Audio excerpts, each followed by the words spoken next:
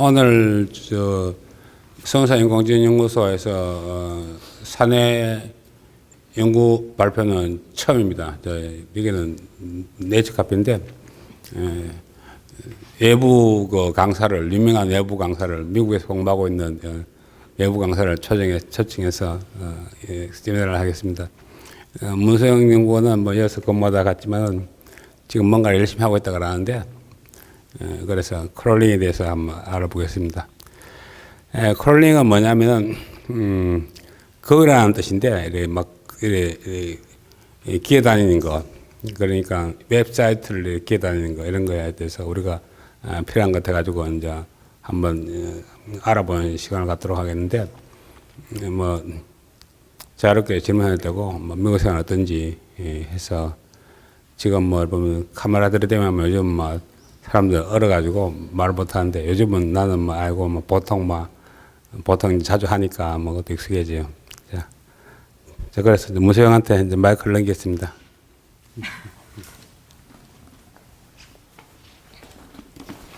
네, 안녕하세요. 저는 미국에서 한 3주 전에 온 문수영이라고 합니다. 저는 다들 아시겠지만 인공지능 연구소에서 잠깐 한 1년 정도 연구원으로 있으면서 강화학습을 공부했고, 이제 개발의 기초부터 공부하고 싶어서 이제 퇴사를 결심하고 유학을 가고 간지 이제 한 5개월밖에 안 된 미국 새내기입니다. 네.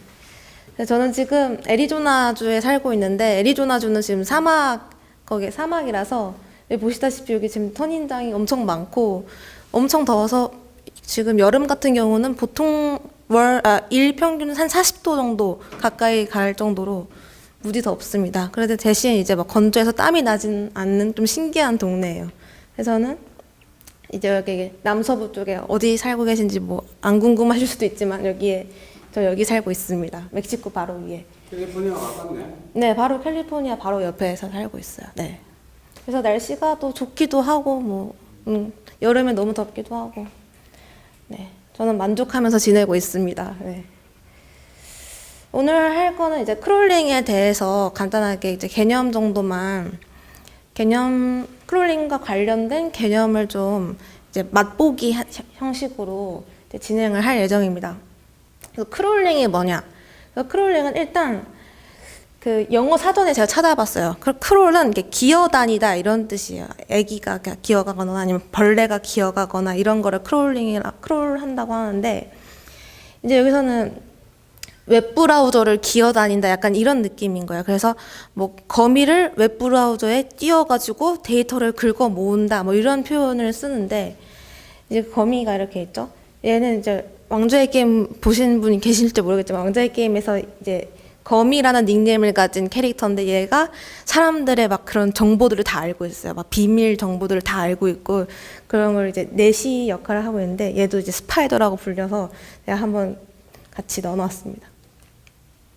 그래서 그렇다면 크롤링으로 이제 어떤 데이터를 수집할 수 있을까요? 그래서 보면 가장 간단한 답은 저희가 볼 수 있는 이 웹페이지 화면에 뜨는 모든 글자, 영상, 이미지 이런 것들은 다 크롤링 할 수 있다고 생각하시면 됩니다. 그래서 여기에 나와 있는 모든 이런 것들 하나하나 다 저희가 모을 수 있어요. 대신 이제 나중에 이제 저희가 필요한 정보만 잘 필터링해서 추출해서 하는 게 이제 능력이 되는 거죠. 네. 그래서 저희는 이제 메모리 다 이제 한정되어 있으니까 가장 효율적으로 딱딱 필요한 정보만 딱딱딱 추출해내는 것이 이제 저희가 생각하는 진정한 이제 크롤링이 되는 거죠, 사실. 그래서 제가 이제 보면은 이제 유튜브 이제 서운산 미디어 센터를 검색했어요. 그래서 예를 들면 여기서 하나하나 다 들어가 봐가지고 조회수, 좋아요 수, 댓글 내용, 댓글 수까지도 저희가 다 이제 크롤링을 할 수가 있는 거야. 그래서 이런 걸 가지고서 어떤 컨텐츠가 사람들한테 인기가 많았는지 이런 거를 인사이트를 얻을 수 있는 거죠. 예를 들면 기업 하시는 분이라면 이런 거 했을 때, 광고를 냈을 때 어떤 식으로 광고를 냈을 때 사람들이 더 이렇게 관심을 끌 수 있었나, 이런 걸 인사이트를 얻을 수 있죠. 저 같은 경우는 요새 제가 먹는 거를 엄청 좋아해가지고 맛집 다니는 걸 너무 좋아하는데 한국에 와서 이제 맛집 이제 효율적으로 가장 그 소위 말하는 인싸들이 아웃사이더가 아니라 인싸가 가는 맛집을 다니고 싶어서 이제 맛집 태그를 인스타그램에 검색을 해가지고 나오는 게시물을 통해서 이걸 크롤링 해가지고 사람들이 많이 다니는 맛집이 어딘지 이걸 데이터를 추출해서 그걸 따로 정리해가지고 그 가장 사람들한테 인기 있는 맛집을 다니는 거를 지금 그걸 목표로 하고 인스타그램을 크롤링 하는 걸 연습을 하고 있습니다. 지금 열심히 하고 있는 게 뭐예요? 네, 이런 걸 하고 있어요. 네. 맛집 찾기. 취미로 뭐 누가 시켜서 하는 건 아니고 이제 먹는 걸 너무 좋아하니까 네, 진정한 덕후죠. 그래서 근데 이제 중요한 건 맛집 태그를 검색을 하면 사람들의 셀카가 이렇게 많이 나와요. 저는 이제 음식 사진 이런 거를 보고 싶은데 이런 건 또 다 필터링을 해야겠죠. 또 여기서 또 뭐 음식점 안 갔는데도 맛집 태그를 건 사람들이 있어요. 왜냐면 맛집 태그 걸면 사람들이 좋아요를 또 많이 눌러주고 그래가지고 약간 그렇게 하는 경우도 있으니까 그런 걸 다 필터링 하는 거를 또 연구를 또 해야 돼요. 어떻게 하면 필터링을 잘 할 수 있을까. 네. 그럼 크롤링 하는 거하고 필터링하고는 다른 문제예요? 크롤링을 짤 때 필터링 하는 코드를 집어 넣어줘야 돼요. 네. 그래서 이제 이건 제가 실제로 이렇게 만든 데이터인데 제가 크롤링을 지금 하다 말아서 데이터가 그렇게 많지는 않아서 점이 개수 별로 없어요. 전국에 있는 그 사람들이 많이 다닌 맛집을 제가 여기 데이터 비주얼라이제이션을 해놓은 거예요. 이거를 이제 직접 코드를 짜가지고 그래서 이런 식으로 맛집 지도를 만들 수 있겠죠. 그럼 재미있겠죠. 나중에 어딜 갔을 때 누가 맛집 좀 추천해줘봐 이러면 잠시만 내가 크롤링 기반으로 데이터 분석한 결과 여기가 맛있대 이러면서 이렇게 갈 수 있죠. 그럼 간지나게 데려갈 수 있어요. 그리고 또 예를 들면 뭐 이런 항공권 같은 거 사이트 이렇게 보시면은 이제 최저가 뭐 이제 옵티멀한 항공권을 이제 추천을 해줘요. 이제 예를 들면 제가 베트남 항공사예요. 그러면은 화문 항공사에 들어가가지고 얘네는 말레이시아에 가는 항공권을 이 가격에 제시하네 이런 것들 뭐 이 항공은 이렇게 제시하네 이런 것들을 다 들어가서 크롤링을 할 수 있는 거예요. 그래서 경쟁사가 어떻게 움직이고 있는지 그런 걸 이제 크롤링을 통해서 이제 분석도 가능하고 그런 걸로 또 인사이트를 얻는 거죠. 뭐 이런 식으로 크롤링을 이용할 수도 있어요. 그리고 가장 또 직관적인 설명으로는 검색 엔진이 하는 일이 결국 크롤링이라는 거예요. 이게 무슨 소리냐면 이제 구글 사이트가 그냥 검색을 저희가 뭘 궁금하면 구글 사이트에 보통 검색을 하는데 걔네가 이제 막 여러 가지 링크를 다 제시해줘요. 이거 너가 이걸 원하는 것 같아. 딱딱딱딱. 근데 그거는 이제 구글이 다 크롤링을 해가지고 우리한테 보여주는 거예요. 그래서 구글도 결국에 크롤링을 해서 데이터를 모아가지고 잘 정제해서 복수 데이터 다 자르고 저희한테 딱 필요한 옵티멀한 걸 보여주는 거죠. 그때도 이제 머신러닝이 들어가요. 이제 인공지능이 들어가서 이게 얼마나 이제 적합한 데이터인지 뭐 중복된 건 아닌지 아니면 불필요한 건 아닌지 이런 것들 다 걸러내요. 예를 들면은 이제 저 같은 경우 이제 예를 들면 제가 유발 할애를 검색을 했어요. 그랬을 때 여기 나오는 뭐 위키피디아, 나무위키, 뭐 조선닷컴 이런 것들은 다 다른 사이트잖아요. 그래서 다 다른 사이트에 링크만 이렇게 따온 거예요. 이거는 이제 얘네가 여기 들어가서 크롤링을 해가지고 이 데이터를 가져왔고 여기 또 나무위키 가서 크롤링해서 데이터를 가져왔고 이런 식인 거예요. 그래서 크롤링이 어려운 개념이 아니라 사실은 그냥 검색 엔진 그 자체다라고 생각을 하셔도 좀 무관한 거예요. 그래서 이제 지금 전 세계 60조 개가 넘는 웹사이트가 존재하고 있는데 이거를 어떻게 하냐면 일단 여기에 들어가서 다 크롤링하고 여기 딱 한번 예를 들면 이게 다음 뉴스예요. 다음도 이제 다 크롤링을 해서 저희한테 데이터를 보여주는데 뭐 이게 다음 뉴스를 여기서 저희가 또 클릭을 해요. 클릭을 하면 경향신문으로 들어가지고 또 이 다음이 경향신문 안에 있는 또 링크들을 또 문어발처럼 또 크롤링을 해요. 그러면 웹사이트를 타고 크롤링을 이렇게 문어발식으로 다 이렇게 해서 데이터를 이렇게 왕창 모아올 수 있는 거죠. 네, 언제든 질문 받습니다. 그래서 언제든지 해주시고 그렇다면 이 크롤링은 개념은 이제 대충은 알 것 같아요. 뭐 검색해서 뭐 나오는 것들 다 크롤링으로 해가지고 우리한테 보이는 거구나, 눈에. 이제 어떻게 하는 건가, 이게 좀 궁금해요. 그래서 그 크롤링을 어떻게 하는지 알기 전에 좀 기본적인 상식 용어가 필요해요. 근데 이런 용어들 한 번쯤은, 뭐 이런 건 안 들어보셨겠지만, 이 사실 위에 것들은 다 한 번쯤은 다 들어보고 좀 익숙한 단어들인데, 이 정의가 뭐야 하면은 하고 정의 이렇게 하면 조금 말문이 막힐 수 있는 것들이라서 제가 가져와 봤어요. 이제 크롤링 할 때 기본 용어인데, 일단 이제 웹브라우저랑 웹서버에 대해서 제가 설명을 할게요. 그래서 웹브라우저는 그냥 이런 화면 그 자체예요. 그렇죠? 그래서 보면은 이런 것들, 뭐 이제 사파리, 인터넷 익스플로러, 아니면 크롬, 오페라, 파이어폭스 이런 것들이 있는데, 이게 이제 브라우저의 정의는 인터넷을 시각적으로 볼 수 있게 해주는 툴인 거예요. 그냥 그거 단지 그 이상도 그 이하도 아닌 거예요. 그래서 이제 그 웹 서비스를 이제 이렇게 시각화한 건데, 어떤 느낌이냐면, 이제 저희 유저가 여기서 뭐 검색을 해요. 구글에다가 서운산을 검색을 했어요.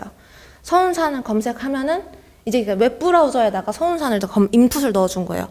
그 다음에 그러면 인터넷이 연결되어 있다는 전제하에, 인터넷이 연결되어 있으면 그 서운산 검색 결과의 웹페이지를 보내줘 하고 이제 구글 그 웹서버에다가 요청을 하는 거예요. 보내줘 이러면은 이 웹서버가 또 자기들 이 DB 데이터베이스에다가 서운산이 뭐야 이러면서 쿼리를 던져요. 이게 뭐야 이렇게 해요.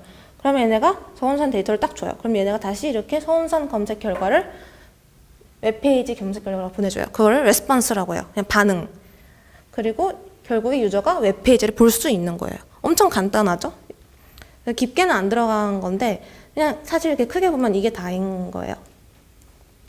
그래서 조금 더 전문 용어를 썼다 하는 게 이제 요청한다를 영어로 리퀘스트라고 한다. 뭐 이렇게 하고 뭐 이거를 뭐 데이터베이스에 물어보는 거 쿼리, 다시 데이터 받는 건 데이터고, 여기 유저한테 다시 이 웹페이지를 보내주는 거는 그냥 레스폰스 뭐 이렇게 얘기를 하는 거예요. 그래서 리퀘스트, 레스폰스, 이 크롤링 할 때 이제 이런 단어를 좀 많이 보게 될 거예요. 직접 뭐 코딩을 한다거나 공부를 하게 된다면.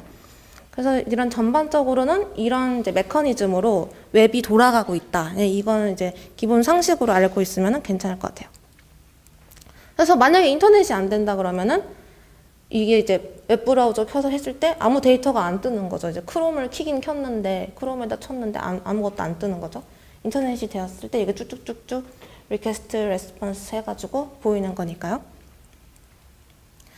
그래서 이제 간단하게 설명 끝났고, 이제 HTTP랑 HTTPS URL 이거를 조금 살펴볼 거예요. 일단 아까 이 친구들 다 그냥 그 웹 브라우저라고 할게요. 웹 브라우저 친구들이에요. 얘는 이제 약간 원시인, 얘는 약간 인도네시아인, 얘는 이제 박나래 씨 한국인이에요. 그래서 이제 이 세계 각국 사람들이 짜장면 주세요 이거를 다 다른 말로 요청을 했어요. 웹서버한테. 웹서버 미국인이었어요. 근데 못 알아들어요. 이거 다 다른 말로 하면은. 그러면 이제 영어로 하면은 알아듣겠죠. 짜장면 플리즈 하면은 그래 이거 알아들었어요. 그 레스폰스를 제대로 해줄 수 있어요. 짜장면을 줘요. 이거를 할 수 있게 그 공통 이렇게 해주는 게 프로토콜을 이제 HTTP라고 하는 거예요. 그냥 간단해요. HTTP라고 하고, 이 HTTPS는 HTTP의 secure 버전이어서 이게 뭐냐면 보안이 적용된 HTTP예요. 그래서 이렇게 외치는 경우 있잖아요. 이런 웹 브라우저들이 이렇게 요청을 할 때는 이것들이 이제 해커들이 이 데이터들을 빼돌릴 수 있어요. 그러니까 이거는 세상 사람들한테 외치는 거라고 보면 돼요. 짜장면 플리즈 하는 거랑 똑같아요. 그래서 해커들이 그냥 이 데이터를 중간에 빼돌려서 이 개인정보를, 만약에 개인정보 이렇게 로그인 했다고 치면 뭐 비밀번호를 입력했을 때 이 비밀번호가 그대로 이제 다른 타인한테 이제 보이게 될 수 있는 거죠. 그래서 그런 걸 방지하기 위해서 HTTPS를 쓰는 거예요. 그래서 서로 웹서버랑 클라이언트 간에, 그러니까 브라우저를 쓰는 유저랑 이제 그 웹서버랑 약속을 한 암호 그 코드가 있는 거예요. 약속을 한 암호 코드가 있어서 얘가 어떤 데이터를 암호화 시켜서 보내주면은 얘가 그 코드를 있으니까 그걸 해독을 해서 이걸 읽고 또 다시 보내줄 때 암호화해서 보내주고 여기서 또 그럼 해독을 해서 그걸 받는 거예요. 그러면 중간에 뭐 그런 걸 데이터를 해커가 데이터를 채간다고 해도 얘는 그거를 이제 그 암호 코드가 없으면은 풀 수가 없는 거죠. 그래서 이런 거는 뭐 은행 뭐 보안할 때 이런 것들을 이제 그 앞에 URL 맨 앞에다가 이런 거를 볼 수가 있을 거예요. 근데 요새는 뭐 그냥 은행 이런 게 아니어도 그냥 뭐 구글 네이버만 봐도 그냥 다 이런 걸 쓰더라고요. 근데 이제 질문인데 네. HTTPS가 그 CQ에 대해서 실제로 작동을 잘 하는가? 작동을 잘 이게 하는 무슨 말이냐면 네. HTTPS가 아주 옛날에 나왔을 거 아니에요. 네, 그렇죠. 옛날에. 근데 요즘 하도 그 해킹 기술이 맞아요. HTTPS가 누구나한테 뚫리는 말로만 시켜오지. 네, 네. 좋은 지적이에요. 그래서 아티클 같은 거 보면 HTTPS는 요새는 이제 하도 해커들 기술 발전해서 이것도 뚫을 수가 있지만 그래도 적어도 보안의 제일 베이직, 보안의 제일 기초니까 이거 정도는 웹서버들한테 지켜줘라. 최소한 미니멈 이건 지켜줘라. 이렇게 하는 식이에요, 요새는. 그러면 우리가 프로그램 짤 때 HTTP를 안 쓰고 다 HTTPS를 써야 되겠네? 사실 그건 상황에 따라 달라요. 왜냐면 그게 그 보안이 필요한 거라면은 정말 보안이 필요한 거라면 쓰는데 이게 또 단점이 뭐냐면 웹서버에서 무리를 할 수 있어요. 이거를 왔을 때 또 해독을 해야 되고 또 보낼 때 또 암호화 시켜서 보내야 되고 하니까 웹서버가 코스트가 드는 거예요. 크롤링 잘 안 되겠네. 속도가 느리겠네. 제가 크롤링이랑 관련성은 제가 잘 모르겠어요. 그거는. 크롤링 할 때 HTTPS 그 문서로 작성하는 거예요? 크롤링 할 때, 그 코딩 할 때. 코딩 할 때는 이제 URL 전체를 다 넣어주는데 그때 이제 HTTPS가 될 수 있고 HTTP가 될 수도 있어요. 네. 근데 뭐 그 차이점은 저도 잘 모르겠어요. 크롤링 할 때 어떤 영향을 끼치는지. 저걸 써서가 크롤링 속도가 늦어지는 문제는 생기는 거예요. 네, 그거를 제가 잘 모르겠어요. 그것도 한번 생각해볼 문제인 것 같아요. 네. 한번 때마다 한번 보안은 네, 그렇죠. 속도가 네, 뭐 아무래도 그렇지 않을까 저도 생각하는데 확실히는 모르겠어요. 거미가 농약 맞은 것처럼. 네. 뭐 충분히 가능성 있는 얘기인 것 같아요. 네. 그 생각은 저도 미처 하지 못했는데 가능성 있는 얘기인 것 같아요. 네. 다른 분들 또 질문 있으신가요, 혹시? 없으시면? 네. 굉장히 빨리 지나가고 있어서 좀 천천히 하겠습니다. 그래서 자 이제 URL은 모두가 다 알 것 같아서 예를 들면 뭐 코아텍 주식회사 검색했을 때 URL이 이걸로 떠요 위에. 근데 URL에는 URL에는 이 웹페이지의 정보가 좀 담겨 있어요. 이것만 봐도 알 수 있듯이 네이버에서 우리 검색할 거고 질문은 내가 코아텍 주식회사가 궁금해서 질문을 했다. 약간 이런 걸 해석할 수 있겠죠. 그냥 직관적으로. 그래서 이런 URL만 보면은 이제 어떤 웹페이지가 나올지 대충 알 수 있을 정도로. 물론 안 그런 웹페이지들도 있지만 대부분 그렇습니다.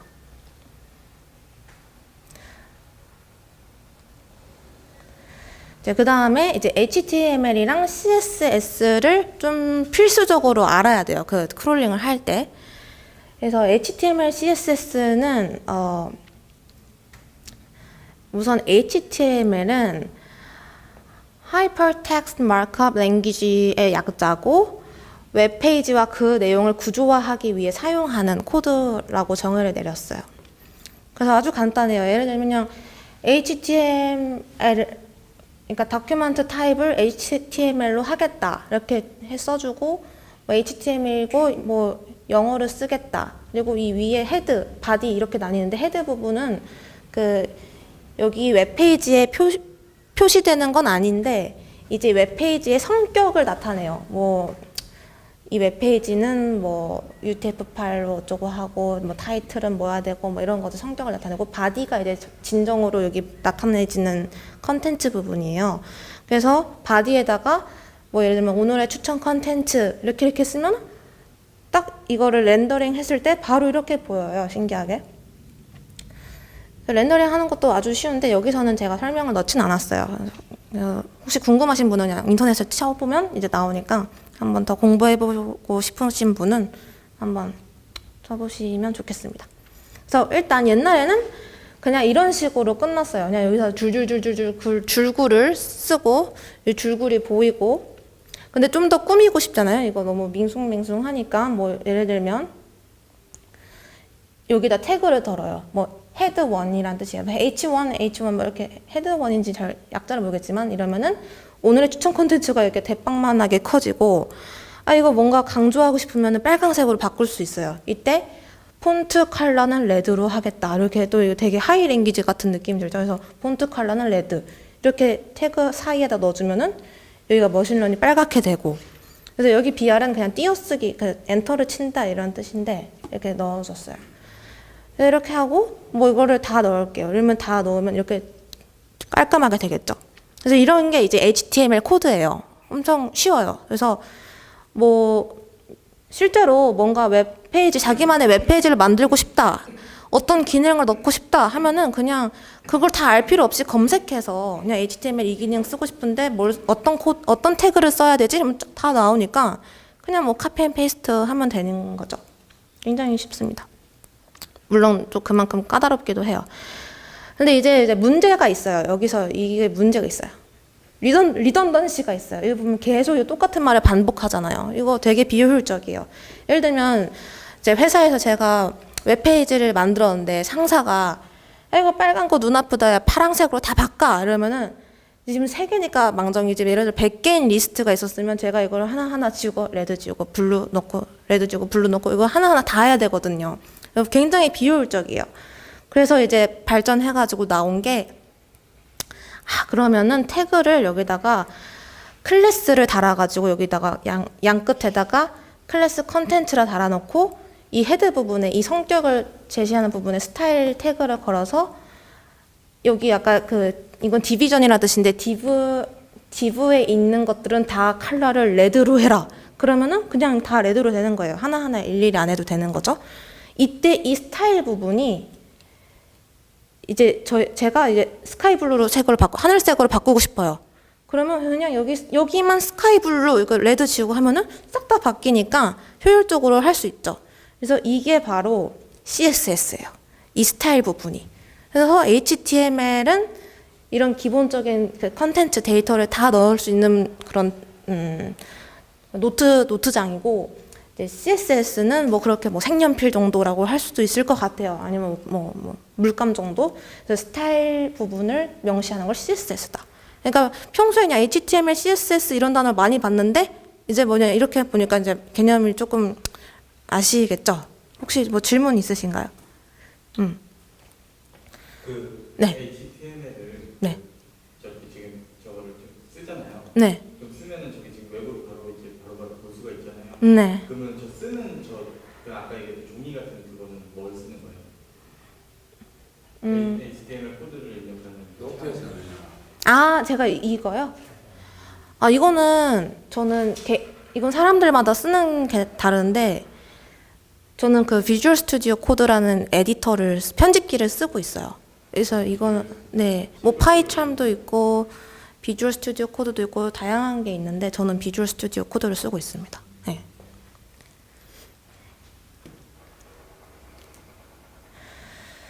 그래서 이제 HTML이 뭔지는 알았는데 그럼 이 웹페이지가 정말 예쁘게 잘 꾸며져 있는데 크롤링을 하기 위해서는 이 HTML 정말 로우한 데이터를 좀 저희가 볼 수 있어야 돼요.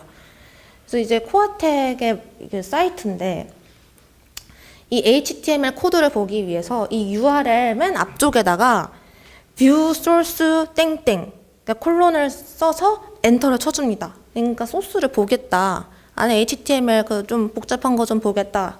이렇게 해요. 아주 간단하게 바로 그걸 클릭하면은 볼 수가 있는데 이런 식으로 되게 복잡한 게 나왔어요. 아까 저는 되게 간단한 걸 짜가지고 쉽네 이랬는데 막상 이렇게 보니까 좀 어려워 보이죠? 되게 복잡해 보이고 근데 사실 하나하나 뜯어보면은 사실 별건 아닌데 여기 뭐 타이틀, 코아텍 주식회사 뭐 이런 게 있고 뭐 여기는 보니까 그 위에 내비게이션 부분인 것 같아요. 뭐 CEO 인사말, 기업 영역, 사업 영역 이런 것들 쭉쭉쭉 있고 메뉴죠, 메뉴. 그래서 이거 이제 총매 사이트를 소스를 본 건데 굉장히 아주 정리가 깔끔하게 잘 되어 있어요. 딱 봐도 뭐 적용 분야에 이런 게 써였고 특징 이거고 적용 분야 뭐 제품 형태 또 여기 이름 뭐 잘은 모르겠지만 뭐 니켈 총매 어쩌고저쩌고 이렇게 나오네요. 그래서 이런 것들을 데이터를 크롤링 해가지고 수집을 할 수가 있는 거예요. 잠깐만요. 네. 데이터를 수집을 할 때 네, 네. 이제 그 만약에 그 웹페이지를 들어가서 우리가 어떤 크롤링을 하잖아요. 네. 이제 우리는 어떤 새로운 뭐 신개념의 총매 사진을 이제 보고 싶다라고 그 크롤러한테 이제 지시를 가지고 온다 그러면 그 웹에 들어갔을 때 이제 거기 안에 있는 그 HTML 코드 보고 이미지를 가지고 오잖아요. 네. 그 가지고 올 때 그 이미지를 못 가져가게 하는 방법도 있나요? 그건 저도 잘 모르겠어요. 네. 항상 지금 보면은 크롤러는 항상 모든 웹사이트나 이런 데서 다 오픈 데이터라고 생각을 하는데 근데 실상 무슨 뭐 정부기관이나 뭐 이런 어떤 되게 극비의 데이터들 이런 거를 갖다가 얘가 크롤링 한다면 그건 해커가 되잖아요. 일단 극비의 데이터는 일단 오픈하진 않을 것 같은데 그런 건 있어요. 그래서 이 이미지는 뭐 경향 뉴스의 이미지는 구글 너만 썼으면 좋겠어. 다른 외부의 사람들은 안 봤으면 좋겠어. 이런 것이 있어요.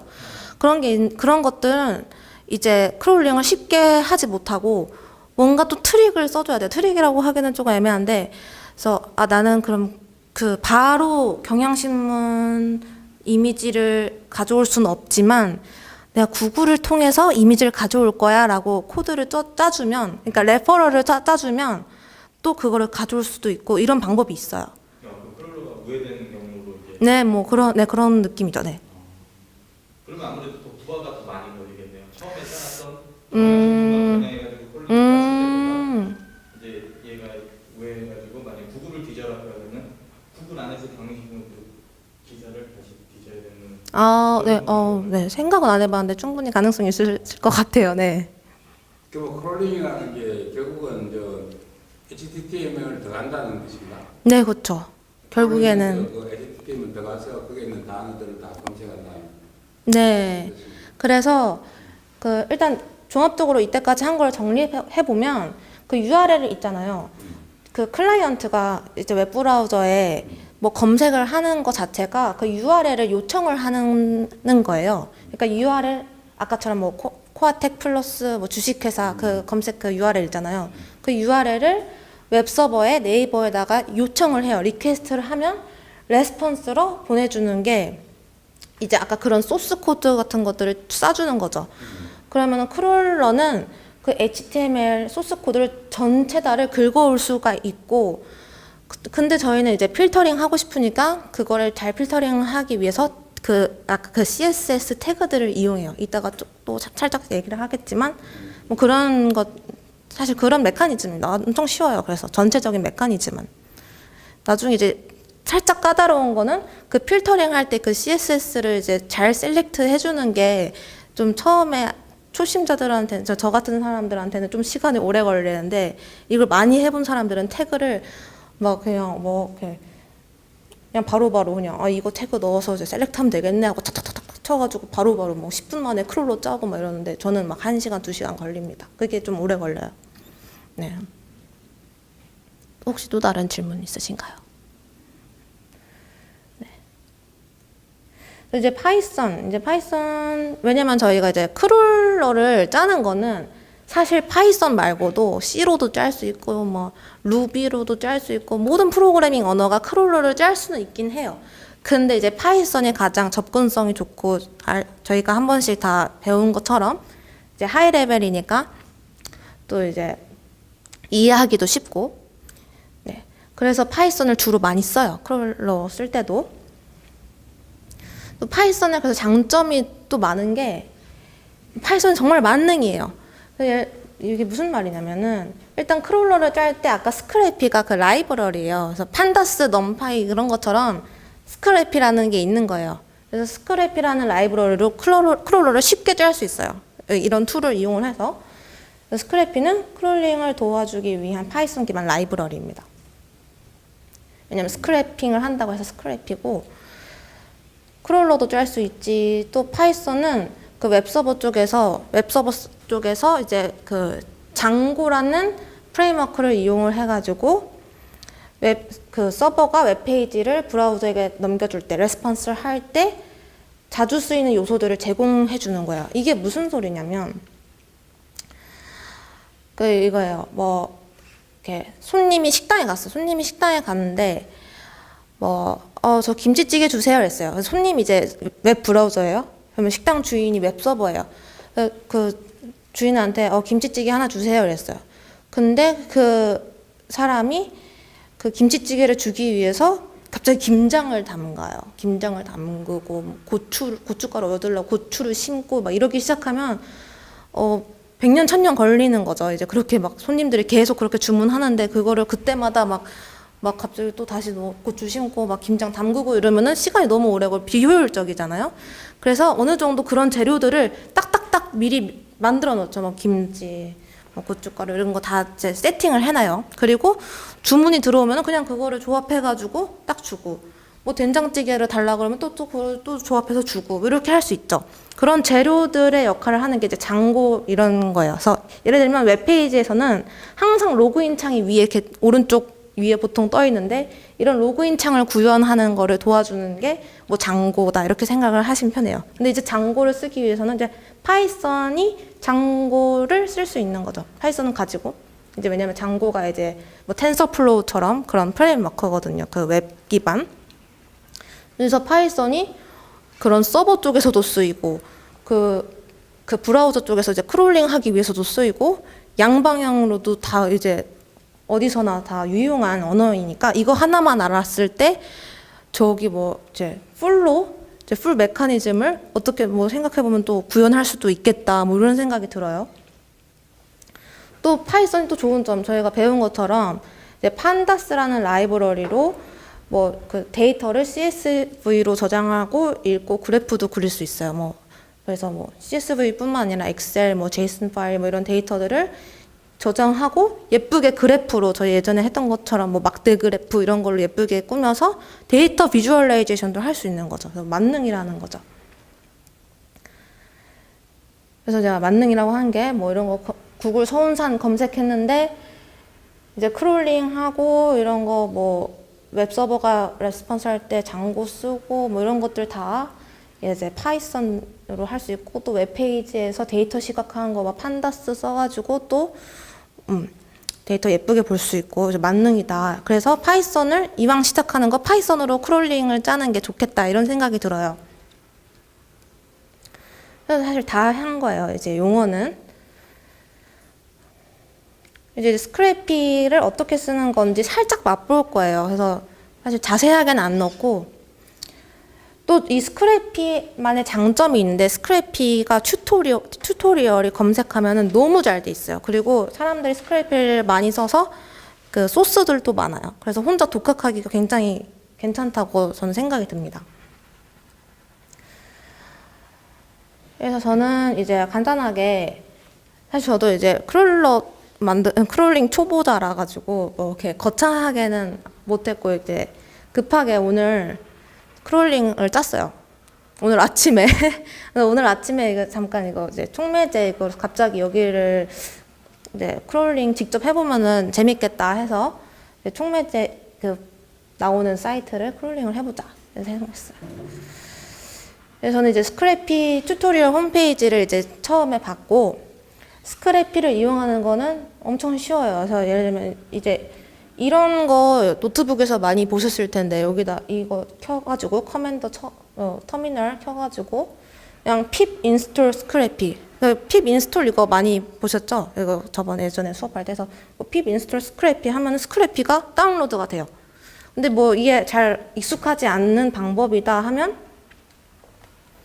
그냥 예전에 그 아나콘다 깐 거 있잖아요. 그냥 아나콘다 들어가가지고 environment 클릭해서 그 일단 가상 환경 만들어야 되니까 create 해서 여기 뭐 scrappy name 그냥 아무거나 해도 상관없어요. scrappy 적고 뭐 파이썬 체크하고 만들어주면 이제 되고 이 옆에 여기 옆에 search packages에다가 패키지 설치하는 데다가 그냥 scrappy를 적는 거예요. 여기 이거는 이제 all로 바꿔서 하면은 여기가 빈 칸으로 떠요. 그럼 스크래피가 설치가 안 된 거예요. 그래서 이거 체크해주고 그냥 어플라이 하고 하면은 이제 아나콘다가 알아서 스크래피를 깔아주는 거예요. 엄청 쉬워요.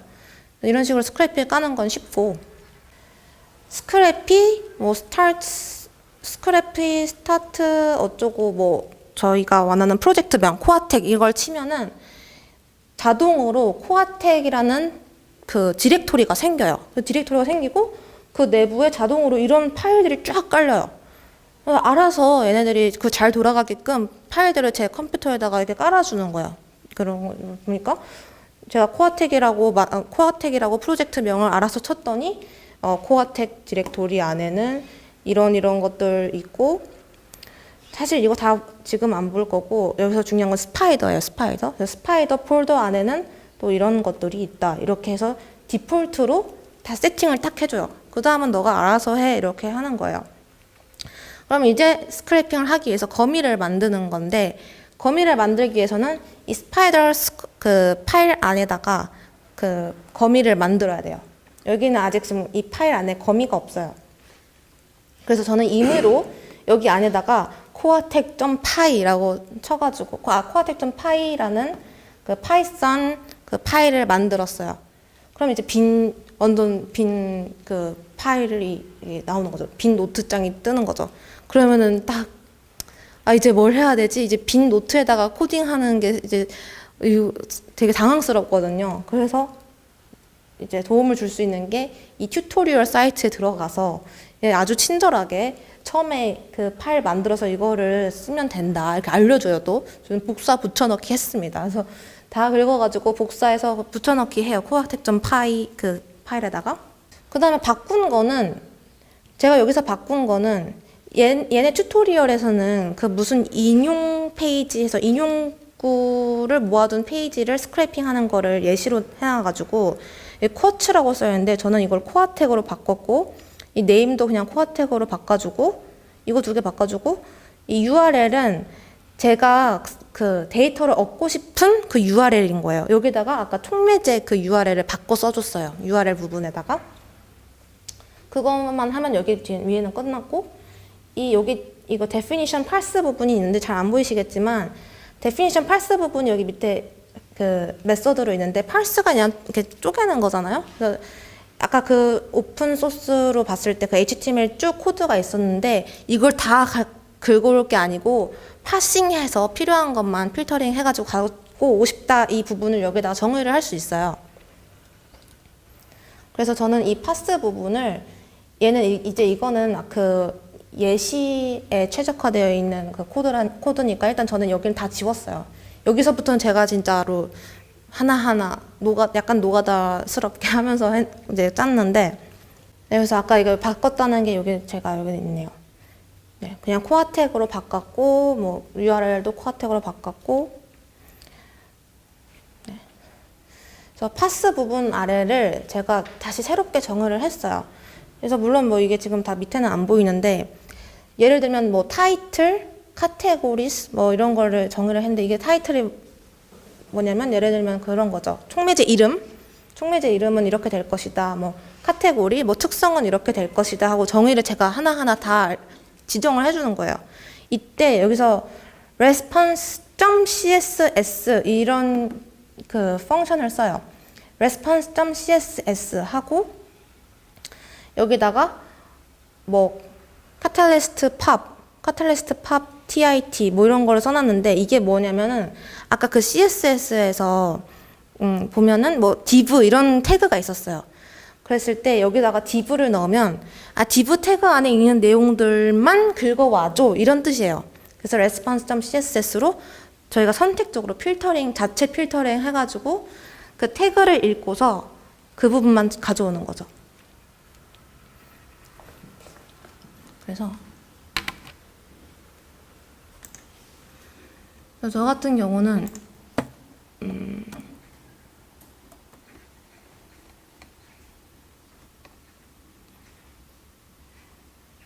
여기 카탈리스트 팝 여기 부분 안에 있는 것들을 가져왔으면 좋겠어서 이 태그를 이용을 한 거예요. response.cs 하고 그 안에다가 난 이 부분 안에 있는 거를 긁었으면 좋겠고 그 안에서도 이 부분에 있는 거를 긁어왔으면 좋겠어. 그거는 그 타이틀, 그러니까 네임이 됐으면 좋겠어 하고 제가 이제 변수에다가 assign 할당을 해준 거예요. 또 그 아래로는 카테고리를 또 만들어가지고 카테고리라는 변수를 만들어서 거기 안에는 response.css 해가지고 뭐 예를 들면 P 안에 있는 거였으면 좋겠어, 뭐 스팬 안에 있는 거였으면 좋겠어 하고 지정을 해줄 수가 있는 거예요. 그래서 자세히는 안 들어가겠지만 전체적인 느낌은 그런 거예요. 이런 태그들을 이제 일단 뷰 소스 해가지고 내가 원하는 정보가 어떤 태그 사이에 있는지 파악하고 response.css로 그 태그를 넣어주면 그 태그 안에 있는 내용들이 나온다. 약간 이렇게 전체적으로 쉽게 생각을 하면 될 것 같아요. 그래서 결과적으로 이제 이렇게 저는 데이터를 JSON 파일 형태로 넣어서 렌더링 했어요. 물론 엑셀, 뭐 CSV 뭐 이런 것처럼 JSON도 엑셀 같이 데이터를 저장하는 한 포맷 중 하나인데 전 JSON 파일을 이용을 했는 이유가 JSON 파일을 이용하면 이렇게 딕셔너리 형태일 때 이렇게 그 계층적 구조일 때 약간 직관적으로 잘 보여줘요. 그래서 제가 크롤링을 딱딱딱 한 데이터, 필터링한 데이터만 가지고 뭐 CTN 100의 적용 분야, 뭐 특징 적용 분야, 투 제품 형태 이런 걸 자동적으로 긁어온 거죠, 거미가. 이제 여기서는 니켈, 카탈리스트 쭉쭉 내리면 쭉쭉쭉쭉 있는 거예요. 그 아래에 있는 그 제품들까지. 그래서 뭐 예를 들어서 타사에 있는 것들, 제품들이 뭐 엄청 많고 그걸 분석하고 싶은데 그런 것이 오픈 소스로 뭐 API로 없다. 그럴 때 이제 크롤링을 해서 데이터를 수집할 수도 있겠죠. 그랬을 때 그 정보를 가지고 있을 수 있죠. 정제된 정보를. 그러면 지금 그 자바스크립트 파일로 그걸 지금 저장을 해놓은 거잖아요. 제이슨 파일이요? 네. 네. 그러면 그거를 그렇게 저장해놓은 거를 우리가 이제 그 데이터들을 가지고 이제 어떤 다른 거를 한다고 했을 때 네. 그러면 뭐 엑셀이나 CSV 파일 뭐 그런 것처럼 똑같이 그냥 거기서 그냥 불러가지고 오면 되는 건가요? 네, 똑같이 저장하는 거는 네. 그러면 그거는 파이썬에서도 JSON 파일로 연동이 가능한 거예요? 네, 저는 파이썬에서 JSON 파일로 저장한 거예요. 네. 판다스 이용해서. 판다스를 이용할 수도 있고 안 이용할 수도 있고 상관없어요. 네. 이런 식으로 쭉쭉쭉쭉 데이터를 예쁘게 모을 수 있습니다.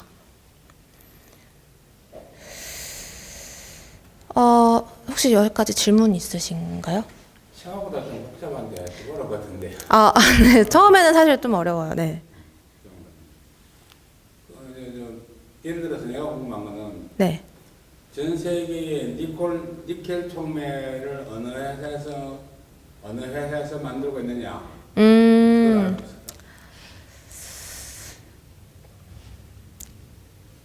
그거는 아이디어를 잘 짜면, 로직을 잘 짜면 가능을 할 수도 있을 것 같아요. 왜냐면 이제 구글 검색에다가 뭐 니켈 촉매를 검색을 했을 때 나오는 결과물을 저희가 잘 필터링해서 경쟁사인 것 같은 것만 추출해낸다. 뭐 이런 방법은 있죠. 네, 방법은 있어요. 조금 이제 좀 머리를 써야 돼요. 아이디어를 내야 돼요. 가능하다는 얘기. 네, 가능은 하죠. 불가능하지 않아요. 네. 그러고 뭐 이세돌 같은 마도 기보를 보고 싶다. 네, 뭐 그런 것도 가능하다. 그게 그 웹페이지에 올라와 있다면. 웹페이지 올라와 있다면. 네. 아까 그 크롤링 그 할 수 있는 데이터가 뭐가 있었을까요? 할 때 그 웹페이지에 떠 있는 거라면 다 가능하다 했는데 안 떠 있으면은 할 수 없습니다. 네. 네. 네. 조건 웹페이지에 떠 있는 네, 웹페이지에 저희가 눈으로 볼 수 있는 것들만 할 수 있어요. 근데 이제 이게 간단하지가 않아요. 그게 세상이 호락호락하지가 않아요. 사람들이 이렇게 네이버나 구글이 쉽게 크롤링하게 냅두지 않아요. 사람들을. 뭐 당연히 그렇겠죠. 왜냐면 이거를 요청을 너무 많이 해버리면 서버가 다운이 되는 경우가 있잖아요. 그러면 걔네들 그 비즈니스에 영향을 끼치기 때문에 물론 또 서버가 계속 가동되고 뭐 하면은 또 코스트가 나름 뭐 발생하겠죠. 저는 잘 모르겠지만 그래서 대부분 블락을 해요. 조금만 같은 IP 주소가 접근을 계속 하려고 한다 그러면은 좀 안 돼서 블락해요. 에러가 떠요. 그래서 저는 또 고민을 하죠. 이걸 어떻게 해결을 해야 되나. 그걸로 또 막 머리를 싸매고 이거 어떻게 하지 막 이랬어요. 물론 코아텍 이렇게 간단하게 그 웹페이지 한 장짜리 하는 거는 뭐 블락 당할 일이 없었지만 뭐 저는 이제 코아텍 말고도 딴 거 뭐 인스타그램이나 네이버 같은 걸 이제 크롤링을 하고 있기 때문에 그런 걸 할 때는 뭐 10초, 20초도 안 돼서 갑자기 블락당하고 이러면 약간 상처받아요. 이게 물론 안 되는 건 알지만, 아, 이게 막혔구나. 이거 어떻게 하면은 잘 뚫을 수 있을까. 이런 생각 고민을 하게 되는데, 일단 가장 기본적인 거는, 아까 보면, 사실 이건 팁이라고 하기에는, 이제 크롤링 하는 사람들은 다 기본적으로 알고 있는 것들이라서 좀 그렇지만, 이제 초보자들한테는 팁이 될 수도 있죠. 그래서 예를 들면,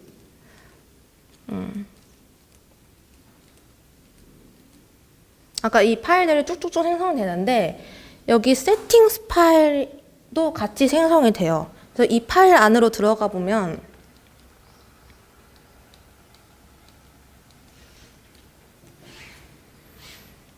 이렇게 생겼어요. 이런 식으로 생겼어요. 밑에 쭉쭉쭉 있는데 다 커멘트 처리가 돼 있어요. 그러니까 커멘트 처리가 돼 있다는 게 다 비활성화가 돼 있다는 거예요.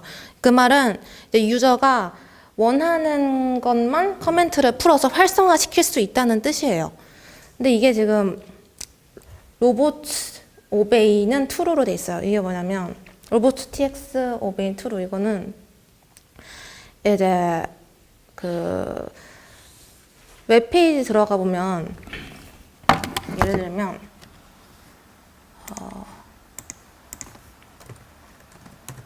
네이버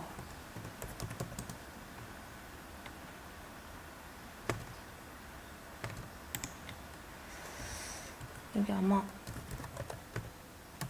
뭔가 이런 식으로 URL 제가 뒤에다가 robot.txt라고 쳤어요. 네이버 URL 뒤에다가 여기 안 잘렸는데 잠시만요. 이렇게 한번 보여드릴게요. 여기 보면은 유저 에이전트하고 별표가 있어요. 이 별표가 모든 사람들이란 뜻이에요. 모든 사람들은 크롤링 하는 거를 디스얼라우 한다는 뜻이에요. 로봇에 이 사이트에 그 크롤링 정책이 들어가 있어요. 그래서 뒤에 이 사이트를 크롤링 해도 되는 건가 안 되는 건가 알고 싶을 때는 이 URL 뒤에다가 robot.txt를 치는 거예요. 그러면 얘네가 뭘 얼라우 하고 뭘 디스얼라우 하는지 떠요. 그럼 보면 네이버는 다 막는다 이런 식으로 얘기를 하고 있고 뭐 코아텍도 어느 파트는 디스얼라우 한다 이런 식으로 떠요. 검색을 해보면. 그래서 그런 게 있는데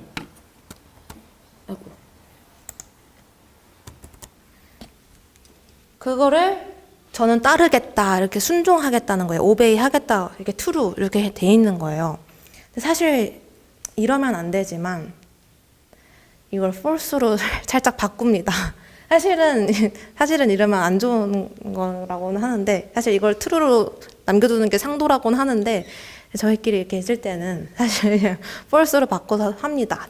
많은 사람들이 다 그렇게 할 것 같아요. 사실 그렇게 하면 안 됩니다. 원래는. 그래서 막 이렇게 false로 바꾸고 또 이제 막히는 거를 처리하는 블락을 막는 팁으로 하나가 더 이 아래에 concurrent request라는 부분이 있어요. 이 부분 concurrent request가 뭐냐면 동시에 요청하는 개수가 32개다 이렇게 써 있어요. 이거를 커멘트를 풀어줘요. 여기도 다운로드 딜레이가 있어요. 다운로드 딜레이도 커멘트를 풀어주고 여기 밑에도 concurrent request per domain 뭐 이거 concurrent request per IP 이게 뭐 16이다 이렇게 다 있는데 이것들을 다 커멘트를 풀어서 활성화시켜주면 크롤링을 막 무작위로 막 하는 게 아니라 어느 정도 한 번에 요청할 때 16개씩만 요청하고 조금 딜레이하고 16개만 요청하고 뭐 다운로드도 3개씩만 하고 뭐 딜레이하고 이런 식으로 조금 무자비한 크롤링을 제가 안 하게끔 하는 거예요. 그러면은 그쪽에서도 그걸 블락킹을 좀 덜 해요. 덜 하거나 안 하거나 이렇게 되는 거예요. 왜냐면 한 번에 무자비적으로 같은 속도로 계속 그러면은 얘는 이상하다 하고 막는데 이거를 약간 또 이 스크래피가 또 좋은 점이 또 멀티 프로세싱으로 한 번에 쫙 하는 게 한 번에 여러 개가 리퀘스트를 하는데 이게 비동기적으로 막 하는 거예요. 그러면은 비동기적으로 제한된 횟수만큼 요청을 하니까 블락킹을 좀 덜 하는 거죠. 또 뭐 여기는 안 적어놨지만 또 다른 팁으로는 그 제 IP를 속이는 방법도 있어요. 그래서 IP가 딴 거고 뭐 웹브라우저도 속이는 거예요. 나 원래는 크롬을 쓰고 있는데 나 지금 윈도우 익스플로러 쓰고 있다 이렇게 명시를 해주는 게 또 있어요.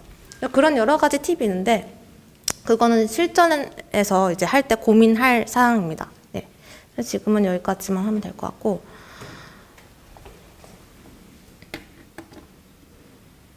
네, 시간이 거의 다 됐네요.